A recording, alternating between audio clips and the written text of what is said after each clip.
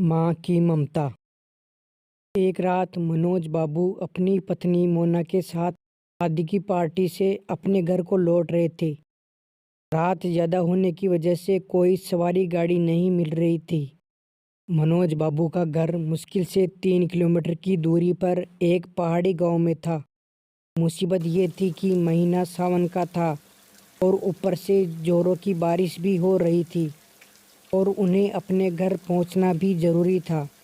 अतः उन दोनों पति पत्नी ने पैदल ही घर जाने का निश्चय किया। मोबाइल के टॉर्च की मध्यम सी रोशनी में वे दोनों आगे बढ़ने लगे। वे अभी आधी दूरी ही गए थे कि जोर से बिजली चमकी और बिजली की रोशनी में एक औरत का साया दिखा जो ठीक उनके सामने था। इस सुनसान सी सड़क पर रात के अंधेरे में अकेली औरत को देखकर उन्हें डर लगा और मन में तरह तरह के विचार आने लगे कि कहीं ये कोई खैर जो भी हो देखा जाएगा। ऐसा सोचते हुए उन दोनों ने अपने कदम आगे बढ़ा दिए, लेकिन बिजली अब बार बार लगातार चमकने लगी थी और उस बिजली की चमक में वो औरत दूर से ही साफ साफ दिख रही थी। वो औरत उन्हें रुकने का इशारा कर रही थी। उसे देखकर मनोज बाबू की पत्नी की तो हालत खराब हो रही थी, लेकिन मनोज बाबू को अब लगने लगा कि ये औरत शायद कोई मुसीबत में है।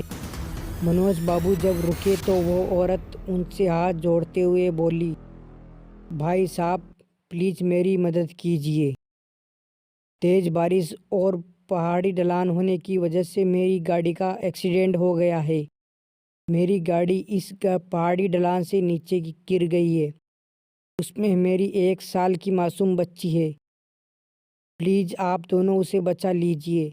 इतना कहते ही वो औरत आगे आगे चलने लगी और न चाहते हुए भी मनोज बाबू अपनी पत्नी के साथ उस अजनबी औरत के पीछे पीछे चलने लगे। लेकिन एक अनजाने भय से उन दोनों का दिल जोर जोर से धड़क भी रहा था।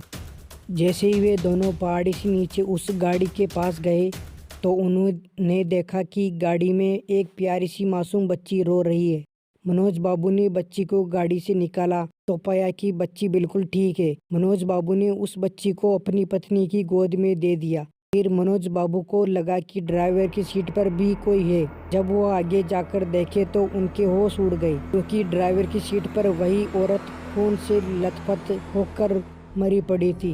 मनोज बाबू को अब सब कुछ समझ में आ गया था। वे दोनों पति पत्नी बच्ची को अपने गोद में लेकर अपने घर की तरफ आगे बढ़ गए। रास्ते में उनकी पत्नी ने उनसे पूछा, वो औरत कौन थी? फिर वो औरत दिखाई क्यों नहीं दी? कहीं वो कोई? मनोज बाबू बोले, वो एक माँ थी, मर कर भी अपने बच्चों के लिए तड़पती है। जो वही एक माँ थी वो। मनोज बाबू की ये कहानी सुनकर मेरी आंखों से आंसू निकल गए। दोस्तों, अगर कोई मुसीबत में है हो तो उसकी ज़रूर सहायता करें। क्या पता हमारी एक छोटी सी कोशिश किसी की ज़िंदगी में बाहर ला दे। आपको हमारी ये कहानी कैसी लगी कमेंट करके ज़रूर बताएं। वीडियो को लाइक और शेयर करें। चैनल को सब्सक्राइब करें।